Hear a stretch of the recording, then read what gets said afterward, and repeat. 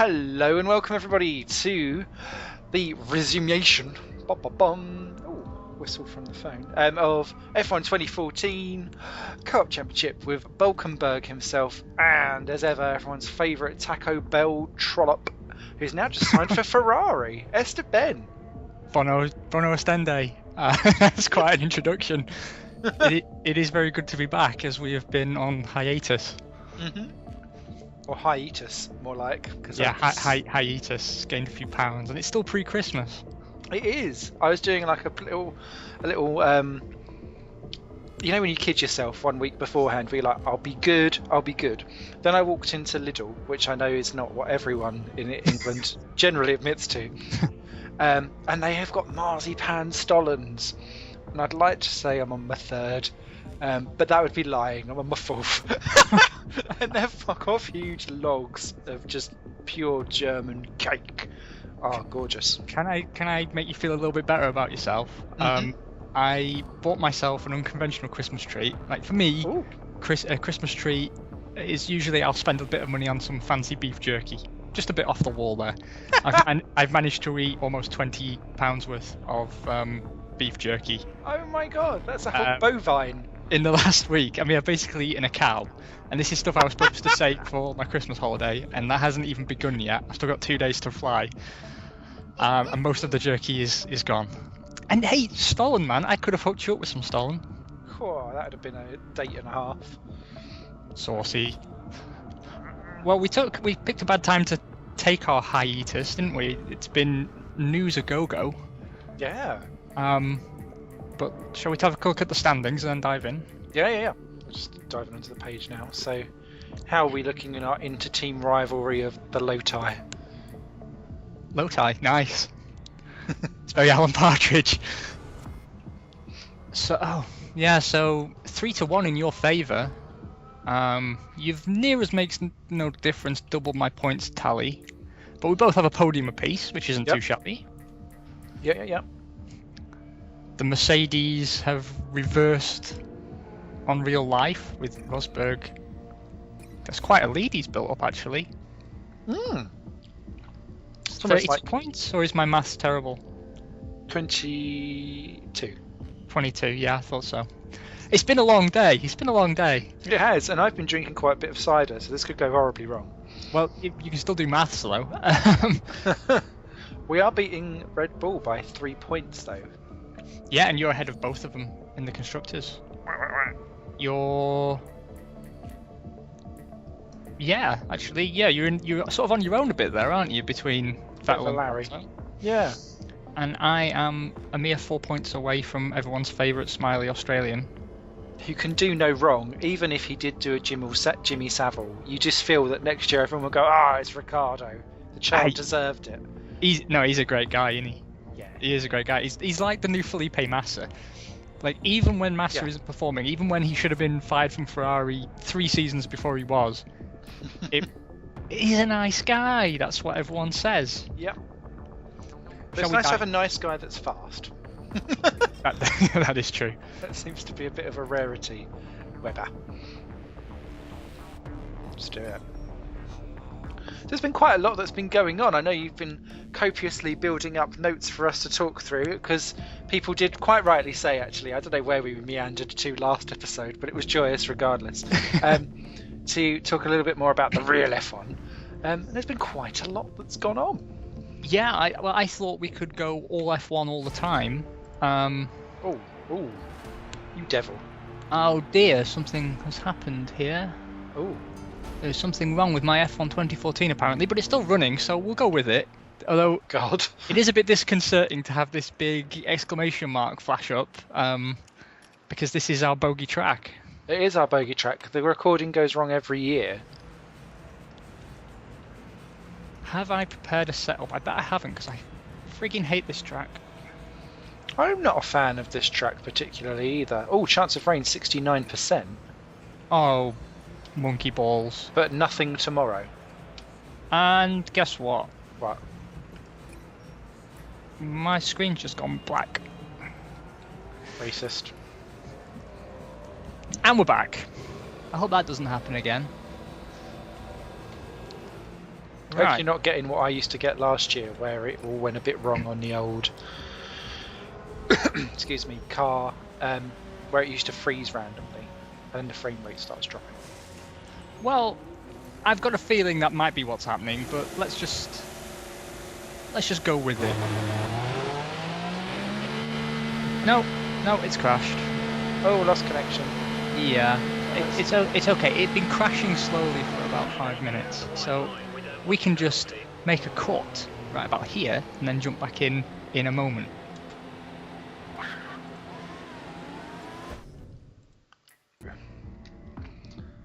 And as if by magic, we have returned. Shazam. Mm-hmm. Yeah. So, well, if that's the worst thing that happens during this session, then I think we're okay. I'll take that. I think we can handle it. Right then, I've got a big swimming pool full of F1 news for you. Swimming pool? Yeah, swimming pool of F1 news. Normally it would be a small puddle or a sprinkling, but it has been a few weeks. I can sit there in a diaper and gently splash myself. But... Exactly. If you're absorbent, you're in a lot of trouble. I'm absorbent to all kinds of fatty goodness, so that this might be a saturated fat pool of F1 news. Exactly.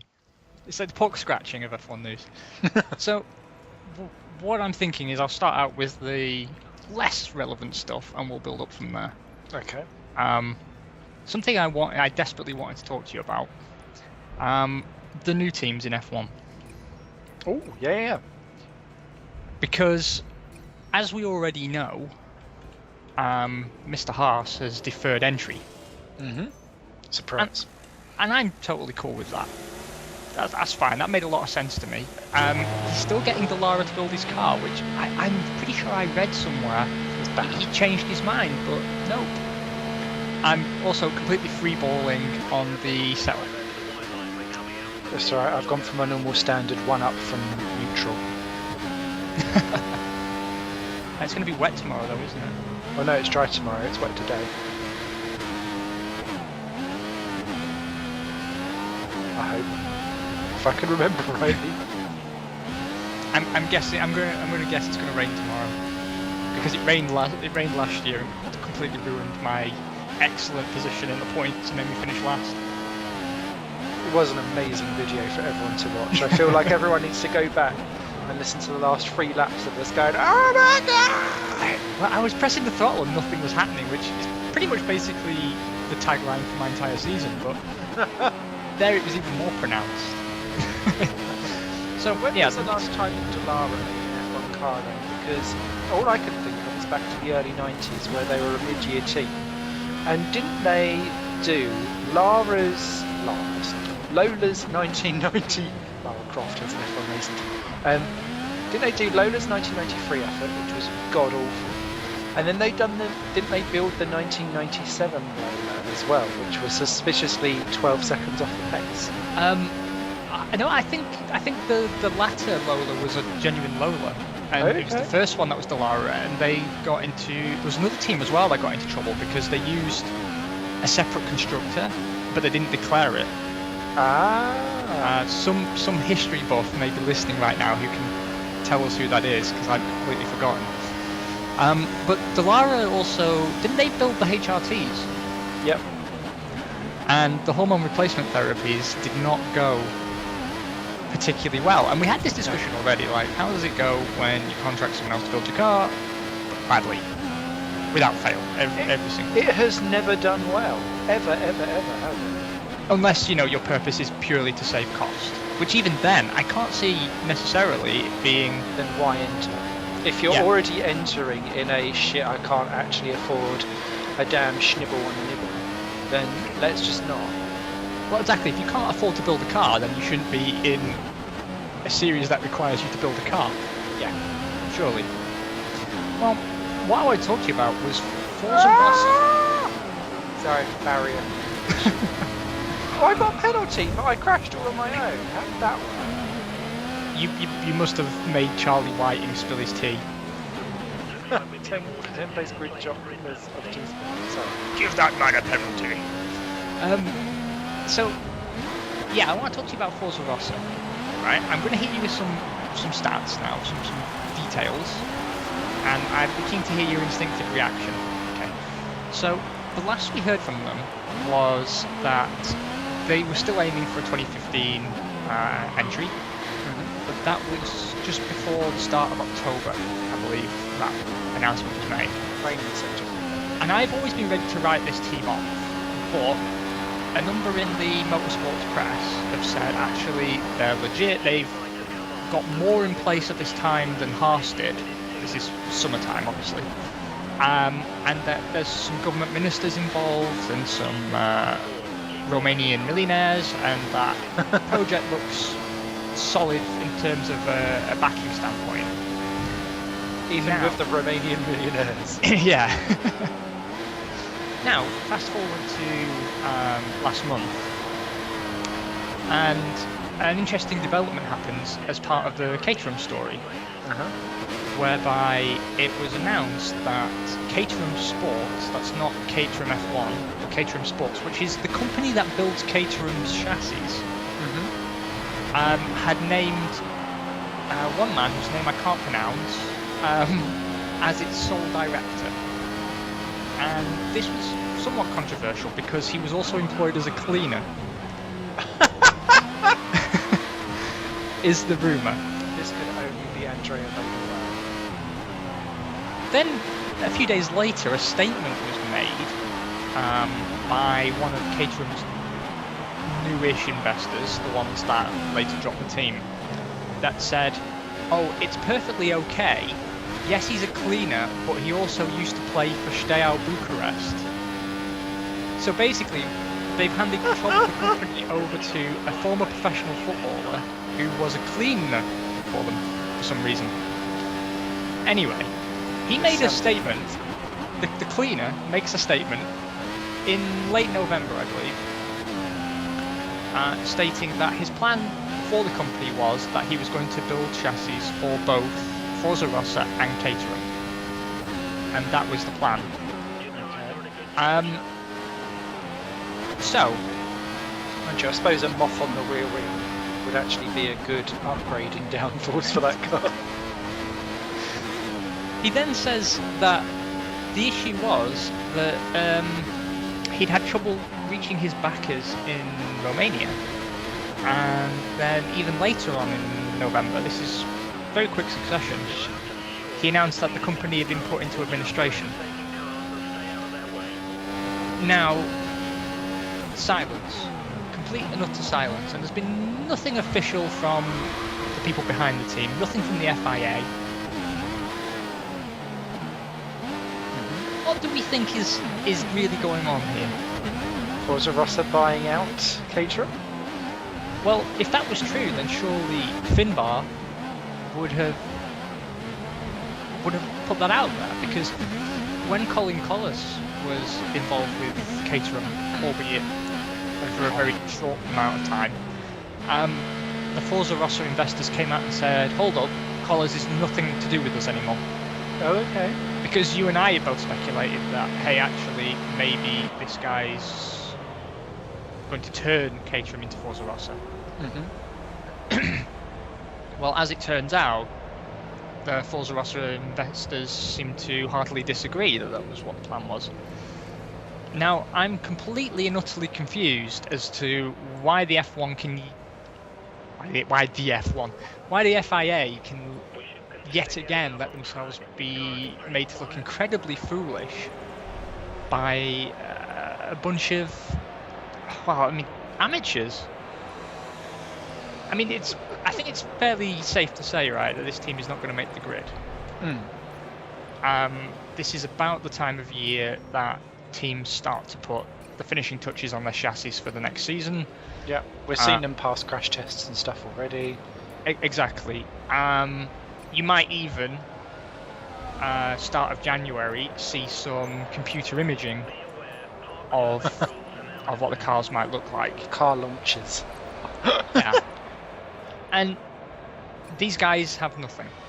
Now, apparently they had an agreement in place to use Toyota Motorsports facility in Cologne as a base of operations, but I don't know. I've never been to Cologne, but presumably if you walk down there today, you're going to see Toyota staff and nothing else. At what point?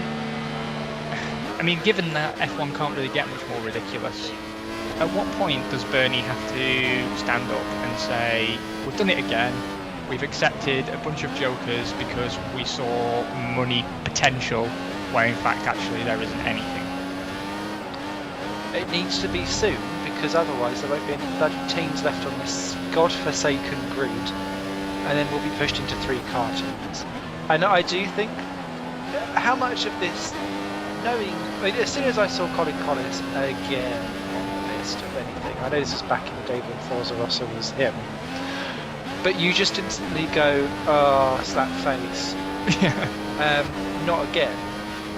How many bites of a cherry do you want to begin with, and how many times do you say, right, actually you're just not successful? Leave it at that. And Haas, I can see why, because it's the American market, and I'm going to break into that. And they have a vague heritage under the name, regardless of whether you know where the name's come from, if it's actually that Haas or not. It's an interesting one, because does it then mean that he's accepting really shit entries? So, God, what was that? Oh shit, have I just held you up? It's okay, I held myself up. I was on an appalling lap time. I was hoping to get one last dry run in, but... Yeah, this might not go well for us. We're a bit out of practice, aren't we? I haven't played this game since we last... No, me neither.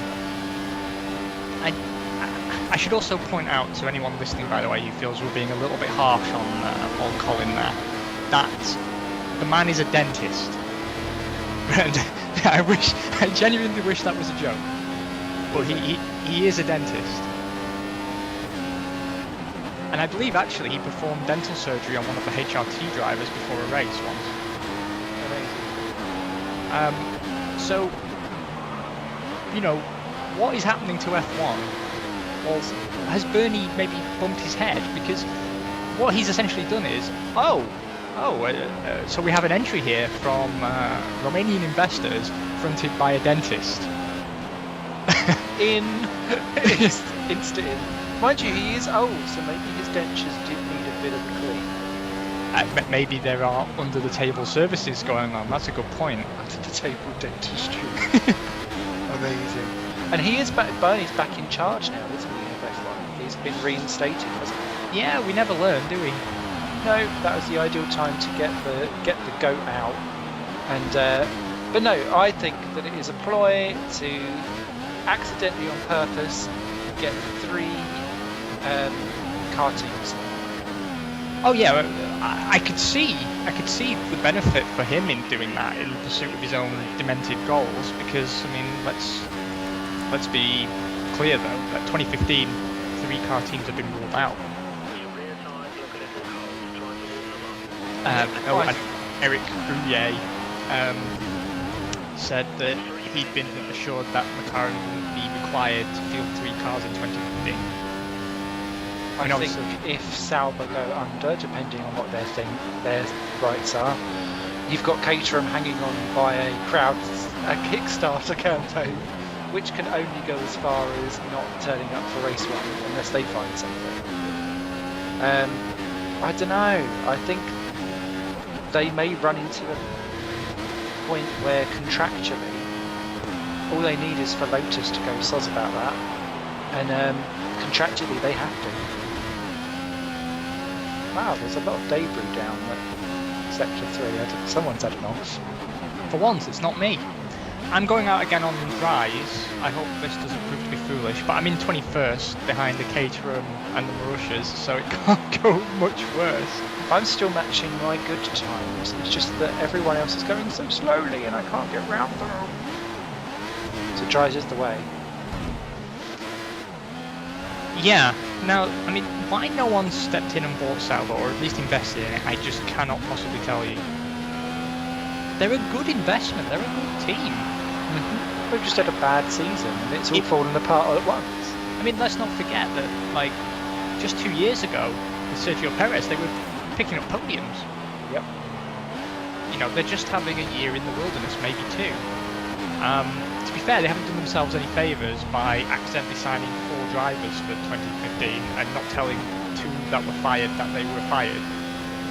No, I wonder how many of those contracts have got that their sponsors will have to appear and pay that money regardless anyway. And it's that sneakiness that won't earn them any help going forward. Oh, doing my driving shat. Well, I'm keeping it on the track, but just incredibly slowly. Sort of a leisurely kind of affair. Actually, whilst we're on Sauber, what do you think of their driver signings? I tell you what, I'm absolutely delighted that they've picked up Felipe Nasr. Yeah. That one's honestly, I would have liked to have seen Williams field him with the 77 ass. But only one Felipe per team, please. Yeah. After the Sebastians of Toro Rosso days.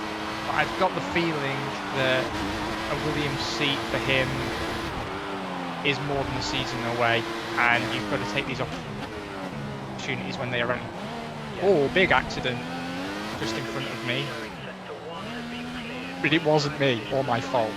I just feel the need to put that out there because that's the natural assumption. Disclaimer! But Lotus as well, right? Why they are struggling, I don't know. I mean, this is Benetton. This is Renault. This is a team with pedigree. It just desperately shows the deficiencies in the management of F1 at the moment. It really, really does. It's a damning indictment, as the Daily Telegraph would say.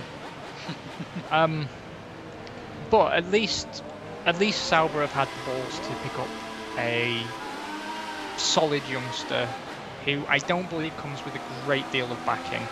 Marcus Ericsson, I don't know why all the teams went crazy about him at the end of the season. I thought he had a done all right. I thought he had a solid season for what it was, but you know, there are better youngsters out there. And I don't know who his sponsor is. Do you know? No. I assume it's one of the ones that was in white writing somewhere on that catering. Because, you know, all I can think of is that he must have some serious backing behind him. And I mean serious backing. Dinner's style backing. Well, yeah, because, I mean, Chilton brings a decent amount of money, I believe, and he's got more experience. And he's able to keep it on the road a lot better. Yeah. I mean, I there's a lot of drivers out there that bring in more money than Marcus Ericsson, I would believe, but I guess it must not be the case. I'm just interested to see what happens when he's given a car that isn't a Caterham. Maybe he proves us all wrong. Maybe it was... Because I know Caterham were very keen to keep him as well, and they said about 3/4 of the way through the season that like, it doesn't necessarily reflect on track, and you don't necessarily see what they're seeing, but his performance was really excellent. But well, they changed his brakes, didn't they? And then suddenly he was matching and sometimes beating Kamui, wasn't he? So yeah, so maybe there's potential there. I mean, we used to be harsh on Chilton, but to be honest, Chilton's a guy that I'm actually going to be sad not to have on the grid. Well, yeah, because especially this year he was keeping up with Bianchi far better, and Bianchi was such a highly rated driver before that accident, and you know where he was destined for great things, and to be within a couple of tenths of him here and there actually kind of meant you was all right as well. You weren't going to be top tier, but you were going to be a solid midfielder if you were going to go for it. It's very sad to have lost those teams. It really, really is. But on to good news, eh? There's good news in F1. What? There's lots of good news. There's lots of good news. Hit it. Well, first of all, Jenson Button is staying. Yay! Which is something I think we're all happy about, because it really wasn't his time to go, was it? Not after that year. Not at all. And Magnussen, I reckon he'll do what Hakkinen done and Alonso done. They'll spend a year in testing and then come back and maybe be a bit more polished, because there's potential in Magnussen, but definitely nowhere near whatever he was going for was not going to hit the ceiling of what Button is currently at the moment for me. No, and from a development standpoint, to have two drivers that are so consistent, I think it makes a lot of sense. But wily old Button, he's managed to negotiate himself a 2-year deal. Yep. So we're not rid of him yet, and it sort of gave me an extra kick because I know Ron Dennis desperately wanted him gone. Yeah. And which makes it all the more sweeter for me. Yeah. Now the interesting thing is that he's now out there looking for capital to regain control of McLaren, so this doesn't happen to him again. Because Big Ron does not like to be slighted. But honestly, I think what really swung it will have been Alonso's recommendation, and will have been quite Honda. Public recommendation as well. Yeah, and I really got a feeling Honda actually was behind this. Well, yeah, because he's a known quantity for them, and he's incredible. It makes sense. Yeah, Japanese girlfriend as well. The Japanese fans absolutely love him. He is familiar with Honda, as you say. He's had success with Honda. I mean, people always forget, that BAR once finished, was it second or third in the constructors? Yeah, 2004. People often think BAR and they think, oh, it's a terrible team, but that actually isn't the case. They performed admirably on multiple occasions.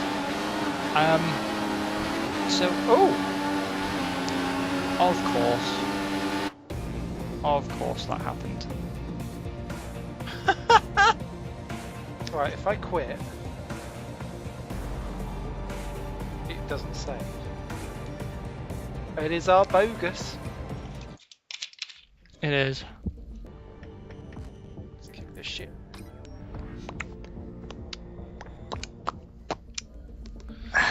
Blooming hell. Never mind, Spain's always harsh to us.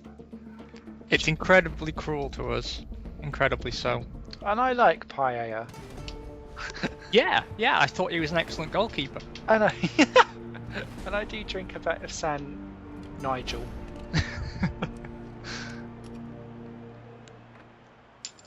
Right. So, where were we? Button and Alonso. That's it. Yep. I mean, it has to be a development dream team, to be honest, and that's exactly what Alonso needed, but it's also what Honda needed. Especially with they seem to have started off in the way how everyone else did in 2014, with the thing exploding and not really doing very much everywhere. Yeah, I mean, that was what I was about to bring up. I mean, their testing went really, really badly, and Ron Dennis has already come out and said that McLaren Honda has to be a dominant partnership. It can't just be a winning partnership. Winning's not enough for Ron. No. Big Ron needs big victory. For his tiny cock. Spurious slander on this episode. Suddenly our video gets taken down for copyright of Ron's cock. My car has absolutely no speed. It goes completely backwards down this straight, so my setup is all to bollocks. But never mind, we'll do that anyway. Yeah. Because when was the last time Honda was actually dominant? 1989, wasn't it? Yep. I mean, they are not they're not proven winners in my book, not in the last 20 years. As we said, they've had a good stretch with BAR, they had that one excellent year, but in terms of championship winning, I mean... Oh, I got a penalty. I didn't even hit anyone. How have I passed like a million cars and I'm still 18? Oh, something nasty happened there.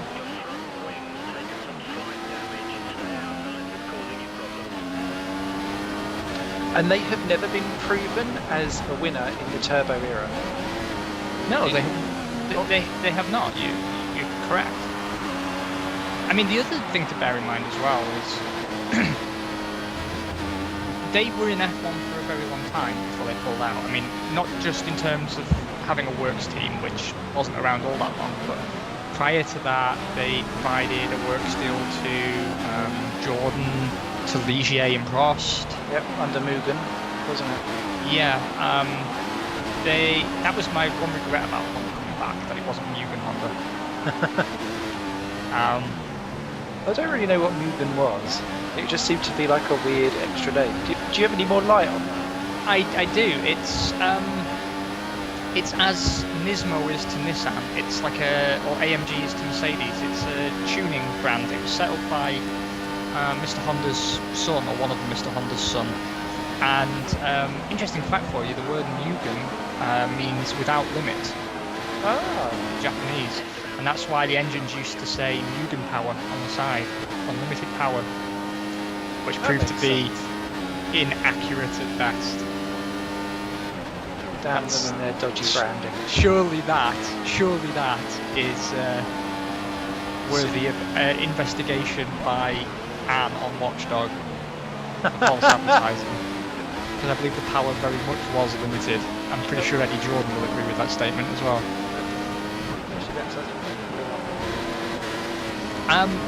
So I'm likening Alonso's move here very much to Button going from Brawn to McLaren to face Lewis.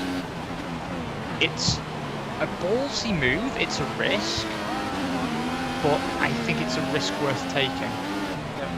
Because obviously, Brawn had a dominant chassis at the start of the season. They won their championship, but towards the end it had gone off. It was clear the next season that things were not going to get better, so it was right to jump ship. But to jump into the seat Jensen jumped into, I think is testament to his character. Yeah, he always put himself up against the best, doesn't he? In general. Yeah, he does. He's not shy about taking on a challenge, and even if that sometimes makes him look average, he'll do what needs to be done to achieve, in his own mind, that sense of worth that he's proved himself, and I've always liked that about him. For Alonso, he too realizes he doesn't have that much time left on the clock, I think, and it was a gutsy move, but obviously I think part of it was that there was no seat at Mercedes. Yeah, because what this man wants is a championship, and he wants it yesterday. Yeah. Agreed. I think he'll go for... How many years has he done the McLaren game for? Is it just for one? One or two. I think it was just one, because he really fell out with Lewis, didn't he? Yeah. And I think that could be that he's waiting still for something to blow up at Mercedes, and then he can go troll and dive into a seat, because rightly or wrongly, he's still considered the best driver in F1. I think it's fair to say, but I'm sceptical about the McLaren Honda project. I think is what I'm trying to communicate in a very convoluted way. I think they've done everything that they can do right, but I still don't believe it's going to be enough. No.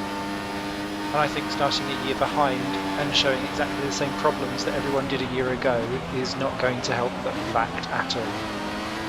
No, absolutely not. And the other thing is, I don't believe Honda is all that proven in hybrid technology.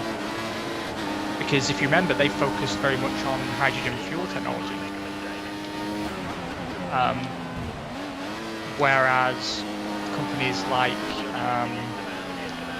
Mercedes, like Renault in particular, were definitely looking into hybrid technology. And Ferrari had enough relevant recent F1 experience to make the transition work. Whereas, as we say, Honda has not been a power manufacturer for 20 years, more than 20 years. I'm just...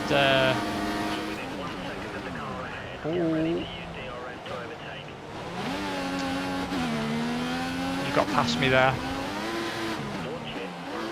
Are you on the other tyres? White or yellow? No. Yeah, I am. I'm on options for some reason. Because the race quit out and we had to start again, it's put me back on options. I didn't change. Monkey nads. Your alternative strategy's not going to work now. Just another thing to go wrong that has gone wrong. Amazing.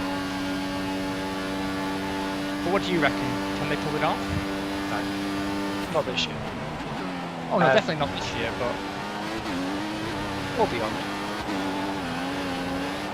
I genuinely don't think that they have. I think they're always running behind. I think that the only way how they'll ever be able to get half a chance will be if the engine regulations get completely relaxed and people can do in development and testing and all in-season upgrades and all of that cack, which I know is kind of on the cards anyway. But my issue is you should have all started together. I saw nothing about how they've developed anything during the year where they've had to observe and go, oh, this is not how you do it, this is how you do it, blah, blah, blah, blah. And as a result, it looks like they are just starting a year behind everyone as opposed to using that year as a test and learn exercise. So no, I don't think it will work, and I think that they'll be behind for several seasons. And then by that point, Bromsby will come out and be like, nah. Because if I remember back to McLaren when they went for the big long run with Mercedes, you had 94, they had 1 year with Peugeot where they just detonated constantly throughout the entire season. And that looked a bit horrific. God, spares, don't spin. And that was awful. And then 95 kind of became a hello, I'm Mercedes. Yes, everyone quite liked that power, but they didn't detonate everywhere, so it was always a step forward. And then by the time they got to 97, that power unit was so good that it gave them a reason to stay even when it did detonate. So Honda are not only showing as being slow, but they're also detonating as well. So there's no like trade-off for having them detonate everywhere. No. It's a bit like having a really slow, reliable car against having a really fast one that will detonate. Which one's easier to solve? And it'll be the detonations as opposed to anything else. Well, I mean, that's the thing as well. You are allowed to make reliability upgrades, aren't you? You're not allowed to make power upgrades. Yeah. I'm sure there's a logistical reason why they didn't come into F1 sooner, and I know their agreement with McLaren is only exclusive for 1 season, I believe. Yeah. But there's going to be no teams left to transfer to Honda Power, and no. And how much does that affect you then in terms of data and telemetry and knowing where to improve for the future? Because otherwise you just become so centered around one single team. And if they decide to do something different in terms of chassis development or something like that, or their gearboxes change, does that really disadvantage you because you don't know what the general trend of betterness is? Yeah, I mean, I suppose what we're looking at really is an old school classic work steel, an exclusive work steel, which is kind of what Red Bull's been trying to get out of Renault. Yeah. Where it does obviously have an advantage for the team, as long as it suits the team, but for the engine manufacturer, it can actually damage them long term. Definitely. It reminds me of when tyre wars, you had Michelin and Bridgestone, and it got to the point where everyone started transferring over to Michelin, and you'd have Ferrari as the works Bridgestone tyres, and then they would supply Jordan and Minardi at the back, but then Ferrari would get disadvantaged because no other competitive team was on their tyre, so they couldn't get enough data to really make the best selection choices for the future. But I can see that being a similar issue to Honda if they don't get a second or third team in there. Yeah, no, I completely concur. Speaking of tyre wars, yeah, I've long said that I want them back. And people always say to me, well, if you remember when we had the tyre wars, Ben, the tyres lasted forever and the racing was really boring. But also, often I find these people the same ones that were complaining all through the start of Pirelli's tenure when they were saying, oh, these tyres are comedy and they only last 5 laps. But as you know, I watch a lot of retro F1, and I have to say, the height of the tyre wars, I don't know, because I know at the time I thought this racing is boring. F1's broken, it needs fixing. I look back at it now, though, and by crikey, there was some very exciting racing and qualifying sessions going on. there's a lot of teams as well that I always think that team was bad. It was a lower midfield team, and then occasionally I'll watch like a retro qualifying session and we'll get 5th or 6th on the grid. So what that tells me is, in our quest to fix F1, we've actually broken it to some degree. Yeah, I think that is the general rule of F1 thumb throughout the last God knows how long, to be fair. Because all we ever do is it's a band-aid of several people going, oh, it's really, really boring because we've had one race or 2 races in a row where, like, I don't know, someone hasn't had a firework flying out of their arse or something. Because it's become... we're playing probably one of the many reasons why people have become such short attention. Well, can't speak now, too drunk. I think gaming has really, really not helped people's attention span, and just the general gratification of I must have my attention span filmed immediately and not going for a long hog on anything at all anymore. And I think that has become a general issue for F1, because it's like if there's not overtaking every lap, then it's disgraceful. And then we've seen this year where you've had like races where people are nose to tail, and you look back at retro F1 and you've got like the top 6 separated by 2 seconds, and people were looking back at that going, oh, wasn't the battles great and all of that? Actually no, the battles were much less. It's just that we have a rose-tinted look on the past with all the sparks flying out and all of that stuff and the noise and things like that.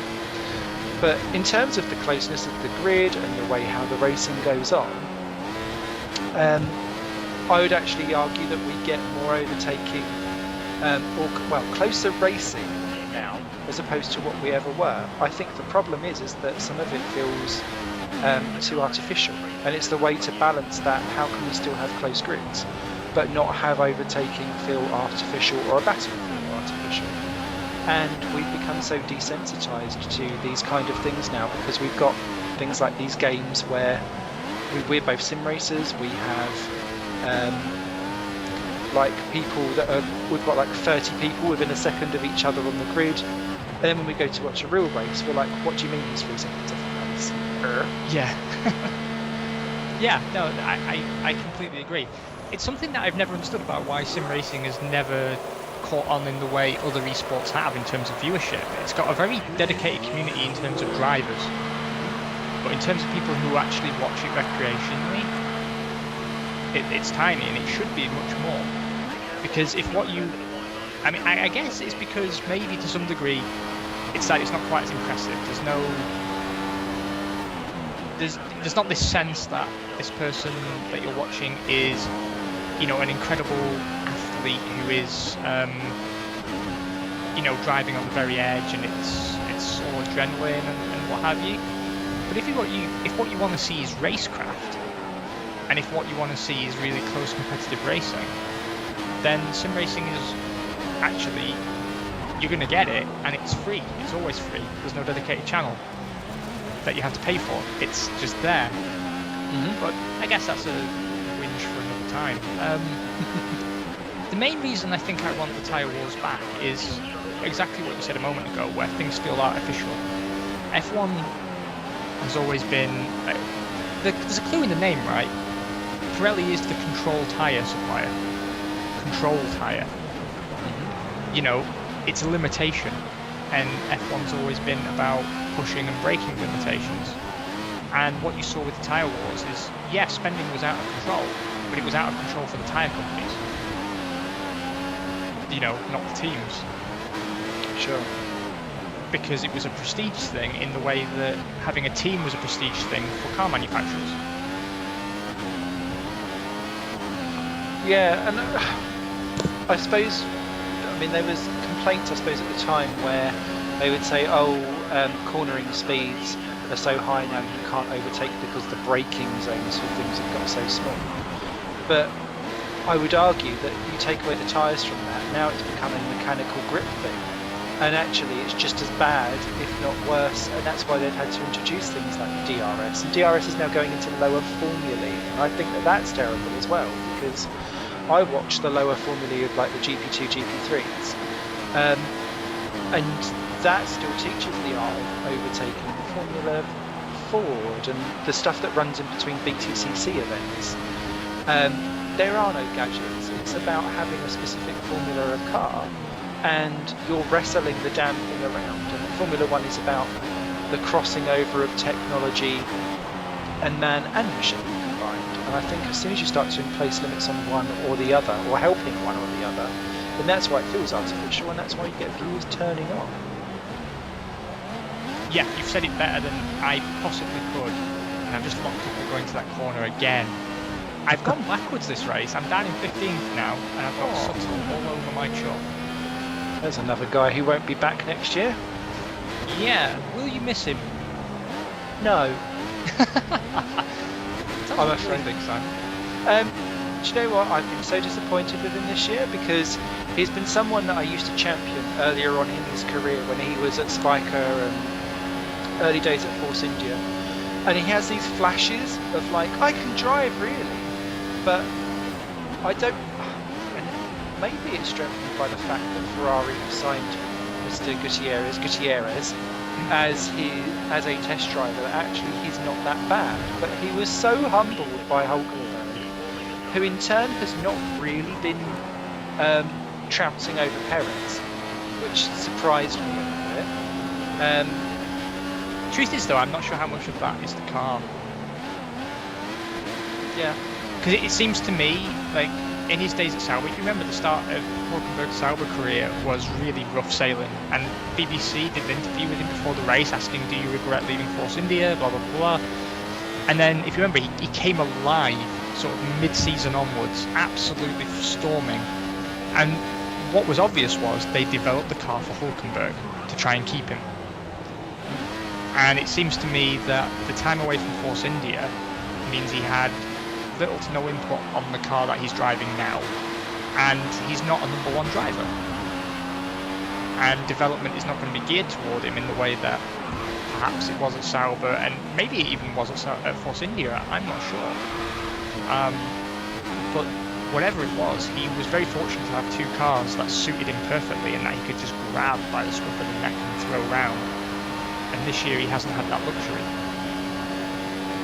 I'd still rate him above Perez, without question, but you're right in what you say, that he hasn't shown it.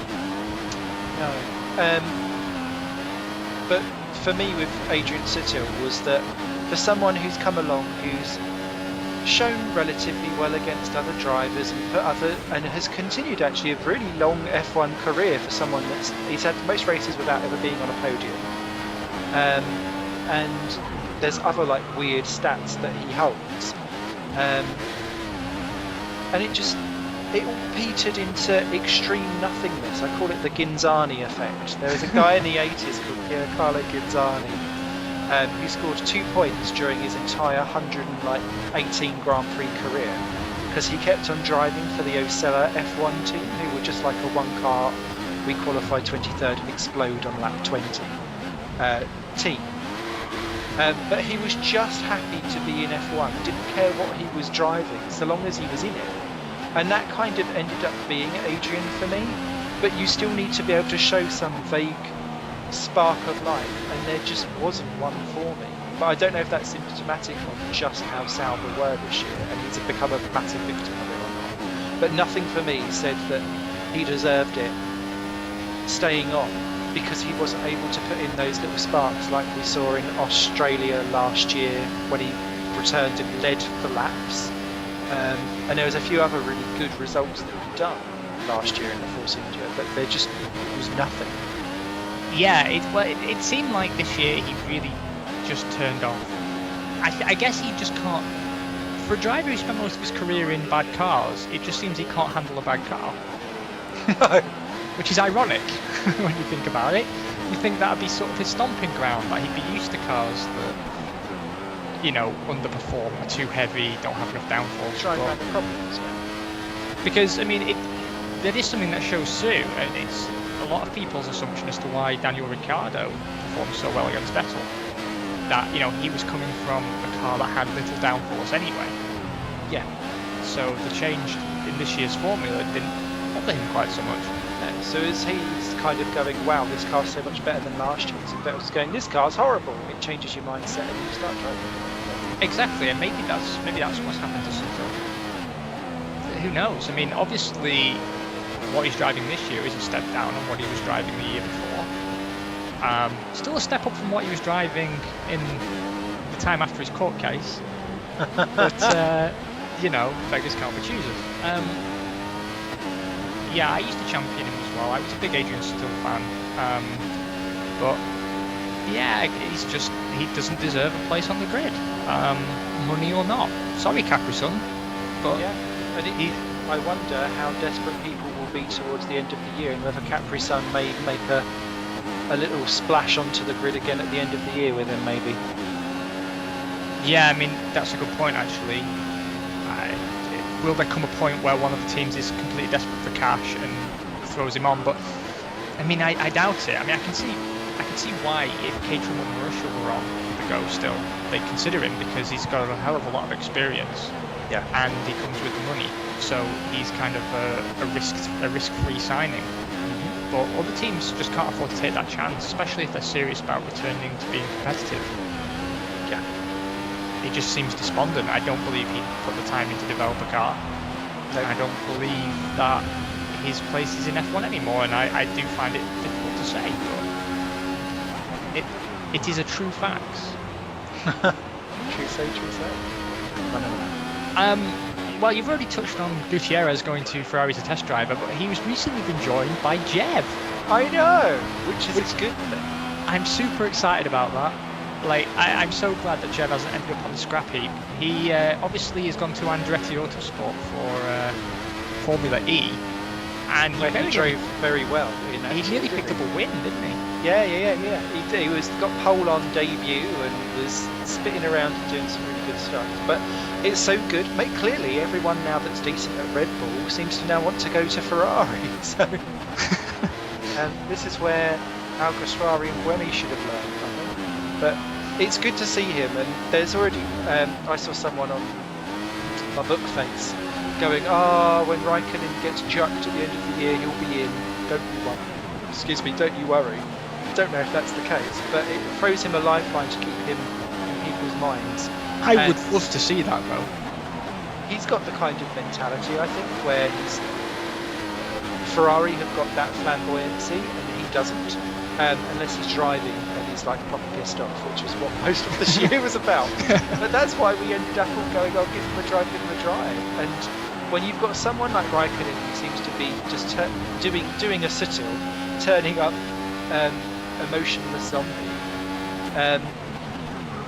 maybe that's what they need. Well, I'm pretty sure that this will be the last year for Kimi. Yeah. And if I was going to replace him, I mean, the temptation would be to pick up someone like Grosjean, I suppose, if Lotus can't get their act together. But he does make a lot of sense. And like, I saw the article about him signing for Ferrari, and it said he's 24. And doesn't it feel like he's been around forever? It does, and he feels like an elder. Isn't it bad that you're an elder statesman at 24? I know. It's just like, for some reason I feel like he's been in F1 forever, and he hasn't. No, it's only for 3 years, isn't it? Yeah. And I thought, surely his career can't be over at 24. Not when he was driving like he drove at the end of last year. But who's to say? No one knows what goes on inside Ferrari. Nobody. But I mean, they must have signed him for a reason. Because he's not going to be bringing money, so he's going to be bringing the actual talent. They're having a complete role change around on the structure of Ferrari because Mattiacci's already gone. So it's an interesting time for Ferrari. It feels like they had the Schumacher era. Well, they had the Prost era, then they had the Schumacher era, then they had the Alonso era, essentially, after a couple of years of switching. And it feels like they're now going, well, what's the next era for us? And it could be a Vettel era, but then you're going to need someone alongside to cope with that era, as they seem to do with Ferrari. They're generally quite steady with their driver signings these days. And Yeah, I mean, they've They always could been a do- one-driver team, really, haven't yeah, and Jev's already learned how to be shat on from a great height. So who are better else to stick in, really? they? It would tickle me immensely to see Ferrari return to dominance with two drivers Red Bull either couldn't or wouldn't keep hold of. That would be brilliant. I'd love to see Jev in a Ferrari, but I won't hold my breath. I'm I mean, loving that train car. they signed all kinds of people, haven't they? They signed Fisichella when that didn't seem to make much sense, and they signed Pedro de la Rosa when he was 72. And The guy that just refuses to retire. yeah, what I always love about him is that every time, like, when Kimi has a stomach bug or whatever, de la Rosa's straight in front of the camera saying, "Oh yeah, I'll be in the car. I'll be in the car." And they'll give it to anybody but de la Rosa. They'll give it to Mattiacci himself before they give it to de la Rosa. Badoa comes back again. Yeah. Oh dear. Well, that was a bit of a shit round for her. It was, wasn't it? We were really bad. But we finished next to each other, at least. Yeah. But you have outraced me again. I just can't believe how bad I am at that track. And it affects my ability to have a discussion with you. There's like three or four episodes a year, and it'll be the same for last year. If you go back and watch Spain, and what was the other one?